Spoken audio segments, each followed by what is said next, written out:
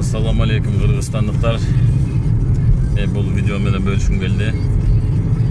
Москва шаарынын МКАД деген жолунда кетип баратам.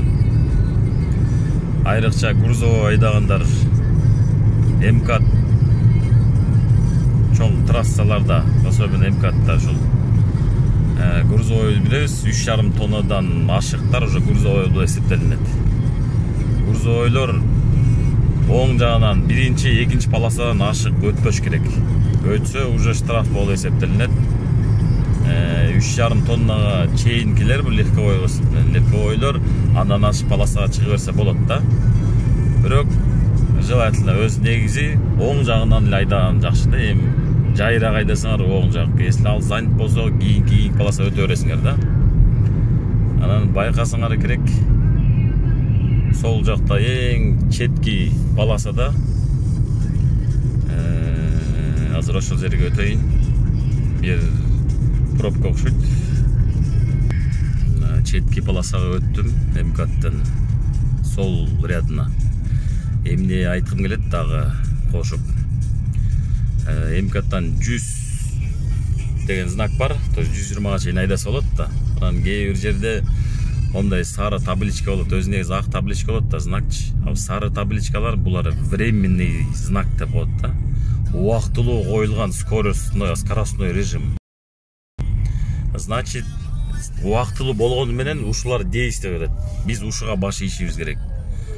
Анан силер байкасаңар керек, ушундай жерлерде мисалы үчүн 80-60 деп турабы МКАДта. Значит, кээ бир жерде передвижной камералары бар машина. Ошонто акырын жашынып туруп алышат. Штрафтар келет. Биз ушул знактарга баш ийишибиз керек да. Ошону абайлаңыздар. Штрафтарды очойто келет. Мен кишилерден угуп атам. Штрафтар келип атат МКАДтан деп. Анткени ушул знактарга баш ийишибиз керек да. Дагы азнары өтүнчү бул жерде жок экен да, бир нерсе айтайын деп атам. Мына өттүм. Байкасаңар, могу левый рядда жолдордун издери калып калган. Бул баягы күн ысыгандан булар чөгүп кетет, асфальт чөгүп кеткенде ушул из менен айдасаңар эми баягы дөңгөлөк жээлет биринчиден. А так мына күн ысыкта эчтеке болбойт. Бирок левый рядда катуураак айдашыңар керекчи. Жай десең ана оң жакка чыгып алгыла да. Желательно. Бул жер мисалы 120га чейин айдагандар бар, кээ бирлер шашкандар бар, ушул ряд менен айдашат. Бул менен эмне айткым келди? Көбүнчө эми кышында билебиз, баары гололед болот, абайлап айдаш керек. Бирок ошо кышка гололедко силер эсептешиңер керек. Жай күндө эле жаан жаса, аны биз гололед эсептешибиз керек. Особенно. Жол влажный болсо, суу болсо, бул издер менен желательно айдабаш керек. Кичине нито болду, бул катуу скорость менен барганда, суу болгондо, суунун үстү менен айдагандай болосуңар да, бул гололедко эсептелет. Кичине нито болду, кичине кирип чыгып, болду, бир малейший ошибка болду, ала салып келет машинаңарды. Бул жерден кичине мындай оңураак кылып айдашыңыз керек. Мо үзүк полосаны тебелебей. Тебелегенде бул нарушение болуп эсептелет. Бул только для перестроения деп эсептегиле. Анан оң жагыңарда машина өтө жакын айдабагыла. Же мындай айдап, же бул полосаны тебелебей, же мындай оңураак, же солураак айдасаңар, жаңылбайсыңар да. Жаан убакта особенно ушул аябай опасный. Ушуга водительдер көп көңүл бурсаңар жакшы болот да. Жаанда, күн ысыганда деле жаан жаса деле бул жол тайгак болуп эсептелет. Анткени катуу скорость менен баратасыңар. Водительдерден эң чоң ошибкалар ушул. Мен көп байкайм ушул. Жолдон аварияларды көп байкайм. Şu издерге салбаган аракет кылгыла да. Бирок полосаны тебелебей, полосаны тебелегенде нарушение болуп калат. Ушунда кичине өйдөрөк кылып, ушундай айдаш керек.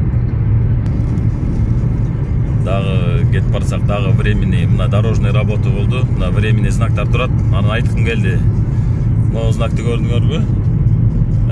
Бул сужение слева эсептелет, то есть уже перестраиваться этишиңер керек оң жакка. Заранее коюлат бул знактар.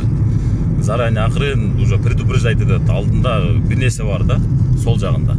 Акырын перестроить этет. Но временный дорожный знактар атайын полосалар чийилген, ушу полоса менен айдаш керек да. Кээ бир жерлер чийилбей калган временныйлар. Анан силерди предупреждать этет да, сол жагынан оң жакка өткүлө деп. кээ бир жолу сужение наоборот справа болот. Оң жактан наоборот сол жакка өтүш керек. Ушуга аябай көңүл буруу керек. Дагы эмне айткым келип атат. Ушул особенно ушул МКАДта знак бар. Движение для автомобилей деген. Өзү негизи движение для автомобилей деген Российская Федерацияда 90 менен жүрүш керек экен, 110го чейин да.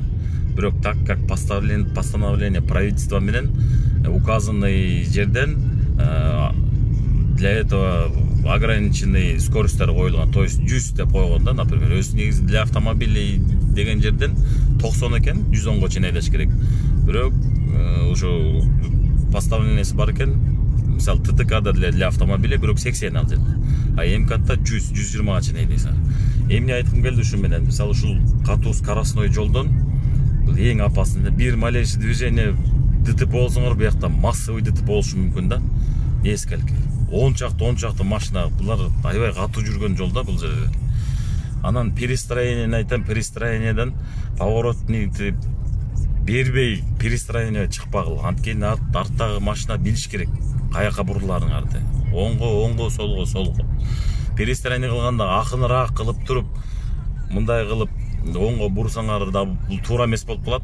Кайсы скорость менен кетип барсаңар, желательно ошол скорость менен перестроение кылынганыңар жакшы. Биринчиден скоростты биринчи күйгүзүп туруп, анан кийин кайсы күскүнү карасаңар, ошо күскүнү карагыла. Анан мындай эле карап коюп эле перестроение кылсаңар да болбойт. Эмне дегенде, кээ бир машиналар уже машинаңар жакындап калганда күскүңөр көрүнбөй калат.